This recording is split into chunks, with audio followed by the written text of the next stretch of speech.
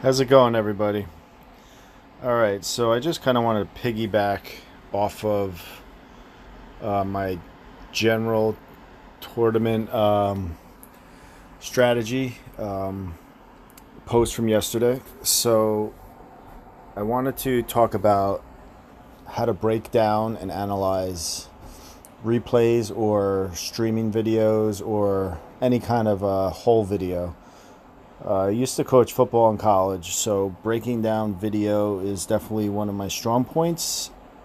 You want to really pay attention to every single little detail, and I've actually broken it down to what you're going to look for and what you're going to write down in your notes for each shot within each hole. All right, so just starting off basic. I had mentioned that you would like to find a bunch of streamers and subscribe. You can also put on notifications, so anytime they upload or stream live, you'll get notified, so you won't miss anything from that person. And you can find a bunch, watch a bunch of different ones, see which ones you like, which ones are more helpful, narrow it down to I would say 2, 3, or 4. 3 might be a good number. Sometimes if you have too many that you're watching, you can get confused because not everybody plays the same way. Just kind of good to get an idea of the different ways that people play, and then kind of tailor it to yourself and to your clubs and figure out what works for you. So I think you really want to follow 2 or 3 in the end with it when you're playing the tournament, and kind of zero in on that. So the first thing we're going to do is we're going to just search. So let's just say I'm playing expert. So we'll do last. So Celtic Cup expert tournament. So here you're going to find a bunch. There's Golf Clash Tommy.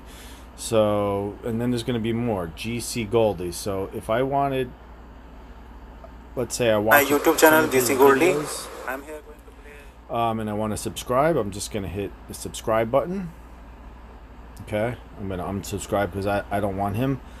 And then there is a spot for notifications somewhere. I forgot how to do that. I think when you go to their page, so if I go to click on his page here, okay, so this bell here, I'm going to click the bell and click on notified, so I'll always be notified anytime he uploads something or anytime he streams live. So you'll see there's a bunch. GC Goldie, Peter Johnson, Ditto Head, Ian Ballinger. I can definitely recommend to you Calvente7. He's a good player. He has multiple accounts. I have followed him on Masters before.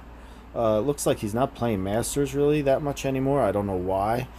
For expert, I would definitely recommend him. Good player. Obviously, I highly would recommend Daniel MacArthur. He's probably top 3, maybe top Masters players in the game. So you got Tommy, Daniel MacArthur, Calvente, and you just keep going, and there's going to be a bunch. Golf Clash Ronnie. So you're going to want to find your streamers. You could actually do that this week. Find your streamers and just watch their video and see which one you like. Then you can kind of cut some out and get it narrowed down to what you want. So that's the first step. All right, so next step, let's talk about breaking down each shot. So I'm going to do par 3s first. So let me just go to my account. Par 3s, in my opinion, are what's going to win you the gold or not. You need to dial in on these par 3s. If you can get dialed in and you can hit them, you're going to have a really, really good score. So par threes are probably the most important holes in the game, in my opinion. All right, so here's my page. Wow, I got 15. I got 5 new subscribers. All right, so let's go to my par three. I have 2 of them on here, and we're just gonna analyze them. Let's go to this one first. All right, so I have it broken down here. The first thing we're going to look at is the landing position. And to do so, well, even before that, we're looking at the spin. Okay, so obviously we're going to look at what ball is being used, power 1, whether you're using power 0, 1, 2, 3, 4, 5. That'll always affect your wind numbers, adjustments. So it's important to note what power the ball is, because you're going to adjust differently from a ball power 3 to a ball power 0 to a ball power 5 to whatever. The adjustment will be slightly different. So I'm noting down ball power 1. I'll actually write 5, 2, 1. 5 wind, 2 side, 1 power. That's what I'm writing down right now in my notes. 5, 2, 1. If you don't have it, you have to adjust and adapt to what is tailored to you. You might have to go to ball power 0, ball power 2. I will say in Masters and par 3s, you need wind 5 balls. Very important. All right, so we're checking out the spin. So I'm going to write 2.9 back and 1.5 left. Okay, so now I've got the spin down. I've got the type of ball down. Now I'm going to look at the landing point. Okay, now there's 2 things involved here. You have reference points from the bullseye, and you also have a ball guide reference. So here, what I'm going to look at is when this position is set,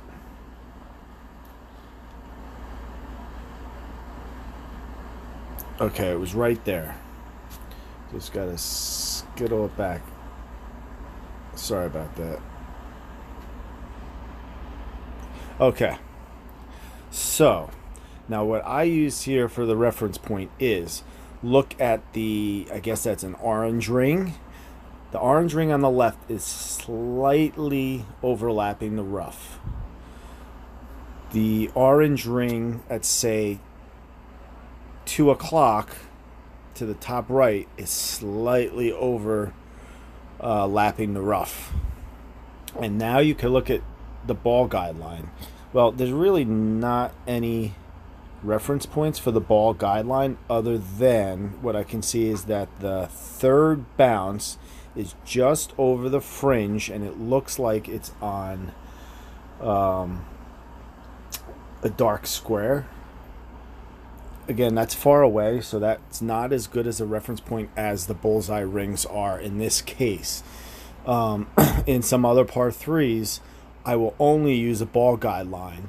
Say 2nd bounce is on the 3rd square to the right of the pin, or 2 squares on the light color of the fringe. So there's ways you could do it, but in this case I'm using the orange ring as my reference point.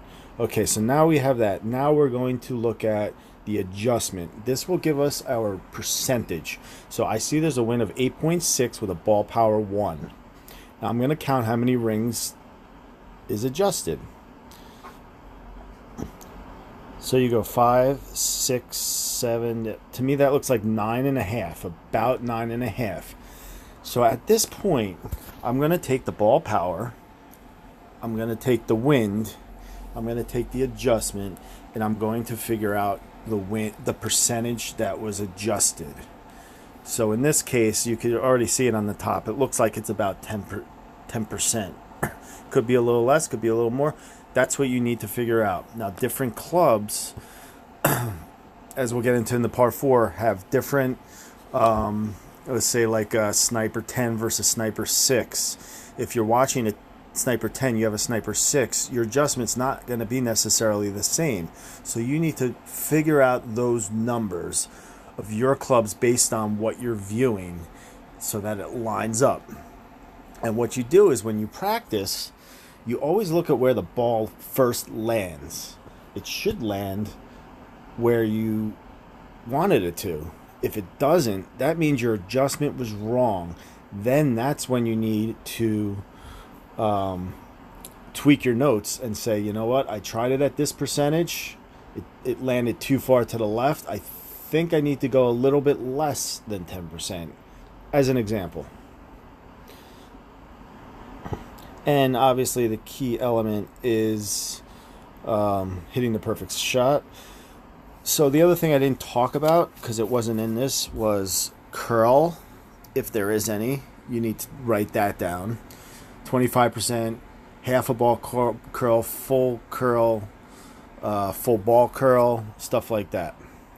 So there's a par 3. And the other thing is overpower. 100% overpower, 75, 50% overpower.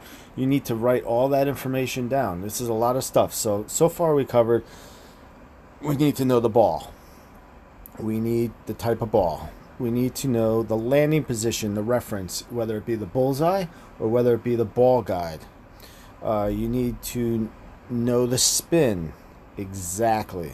You need to know the adjustment and figure out what percentage to use, and you need to know if there's curl or overpower. That's how I broke it down. That's all the information I write down when I study and break down a film. Let's just do one more par 3, and we're going to look at reference point here as well. All right, so first off, I'm seeing that I just did 2 backspin.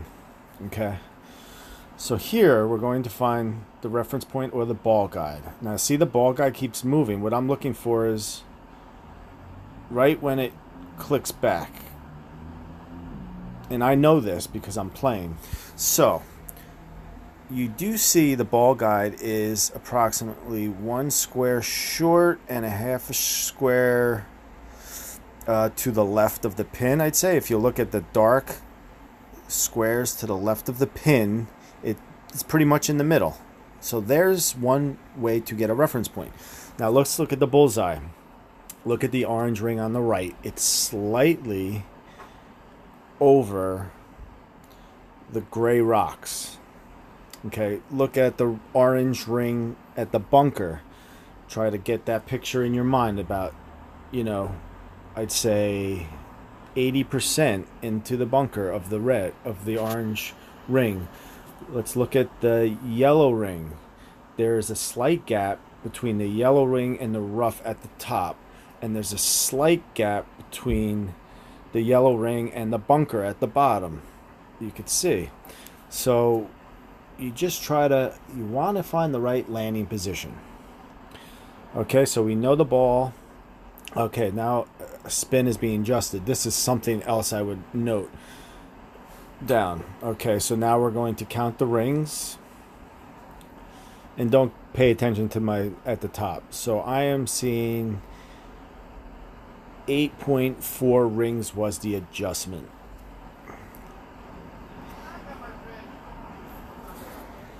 Be right back. Sorry about that, guys. I had something at work come up. So we saw the adjustment. So what I'm looking for in this replay, does the ball land where it was supposed to? And right there, it pretty much looks like it was spot on the adjustment. Maybe it was off a little bit. Okay, let's move to a par 4. I'm going to go to Tommy's, one of Tommy's par 4s, and show you how I would break that down. Here. All right. I gotta wait for this ad. I'd say par 5s, you would pretty much break it down very similar to a par 4, so I think we'll stick with this.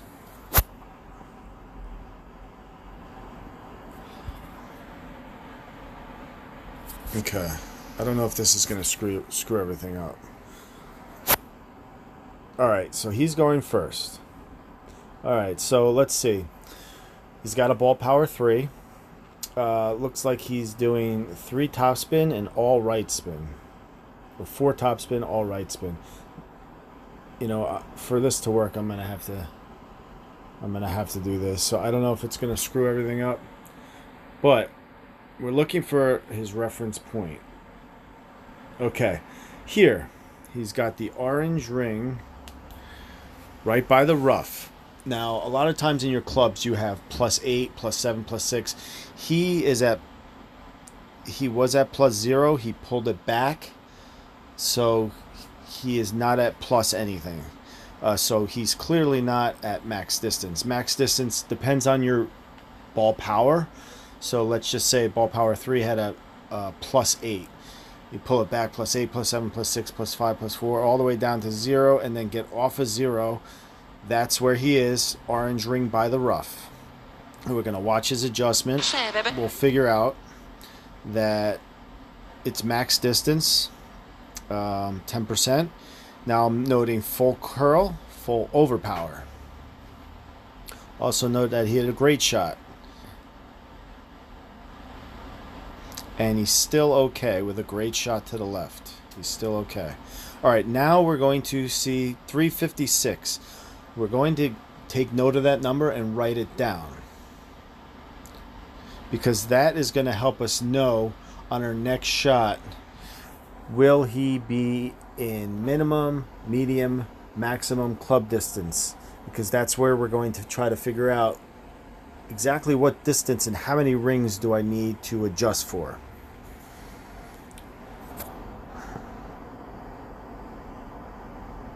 All right, so now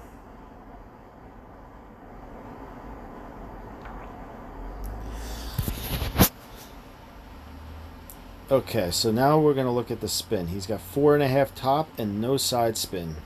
Now we're going to look at where he lines his club up. Right here you can see he's got the orange ring right at the rough line. Orange ring at the rough line. I'm writing that down. Where is he going to place his ball guide in reference to the pin? If you look, he's got his ball guide slightly to the right side of the pin. Now he's not doing that by accident. He's doing that for a reason. Okay, so now we're going to put in the club, the wind. We're going to see how many rings he adjusts, and we're going to figure out where was he. Was he in minimum distance, in between minimum and medium distance, medium, and so on.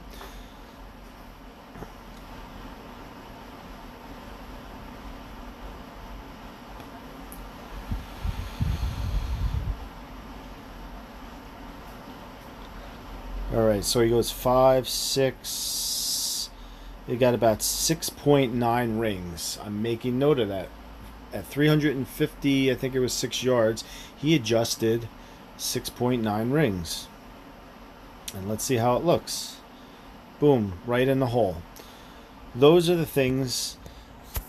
If I could get a drive, 300, the same drive yardage, and I'm playing the same club, I'm going to know exactly how much to adjust, how much topspin and everything like that.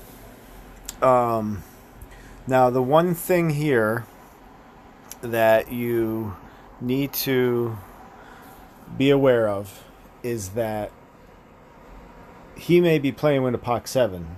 I may be playing with a POC 5. He may be playing with Hornet 8. I may be playing with a Hornet 6. You got to realize all the clubs, they have different adjustments.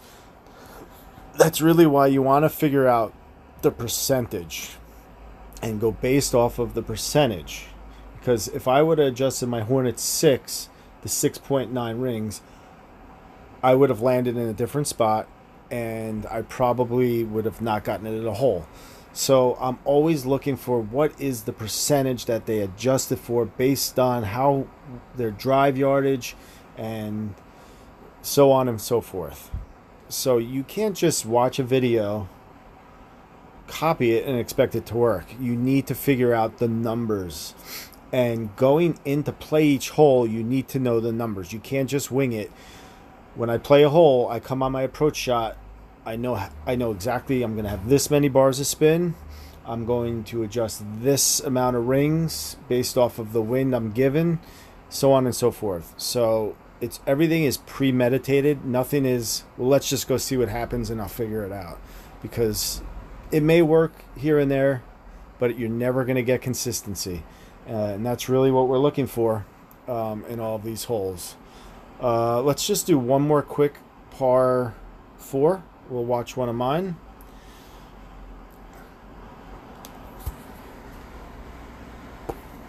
That's my opponent. And guys, the good thing is when you score high in these tournaments, those chests are going to have some nice stuff for you. Especially even Expert 1, you can get a lot of first place, you can get a lot of pot cards. All right, so I'm taking note. Full top spin, full left spin, ball power 2, a 5-1-2 ball. Let's find the reference point. Orange ring right by the rough line. Exactly on the rough. Adjusting 7 rings, so that tells me it's 7% based off of the club being used. Okay, now we're going to look for curl or overpower. Okay, looks like we got a half a ball of curl and no overpower. Those are all the things I just wrote down. And the last thing I'm going to write down is 385 yards. That, boom, right there I know. I'm going to adjust. And you can actually listen to me talking here. 0.7. That's what I have. Minimum plus 1 ring minus 0.3. Let's go minimum plus 0.8. Something like that. Minimum plus 0.8. Share, baby.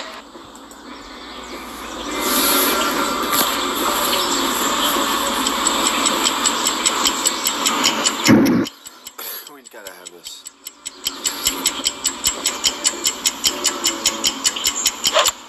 Great shot. There we go, minimum plus Of course, 1. you need that perfect shot if you want.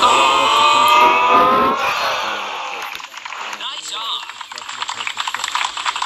All right, so you already heard. I know my numbers. I don't need Minimum to plus figure out where my club is. 5.72.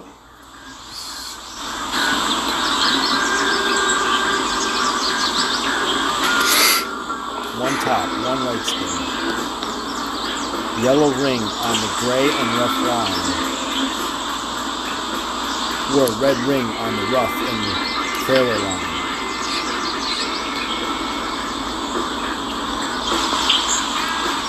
We adjusted 6 point, I'd say 7 rings it looks like. I'm making note of that. I'm trying to figure it out. Perfect. Perfect shot. Get in the hole. Come on. Get in. Yes. Boom. Good fucking start. Fuck yeah. Alright guys. So it's Basically, that's it. Basically, that's really how I break down the film. And the only way to really dial in on all your notes is to practice as much as you can. So if it means missing the first day on purpose to get that practice in because you only have one account, do it. If you have 2 accounts, practice. Get the practice. The more practice, the better. Know your clubs, know your adjustments, know your reference points, know your balls, know your spin, know your curl. You're the guy from the ham. Know your overpower. Just basically every bit of detail you can get before you go and play each shot will make you relax and comfortable. You'll know what to do. You won't have to waste time figuring it out. I hope this helps.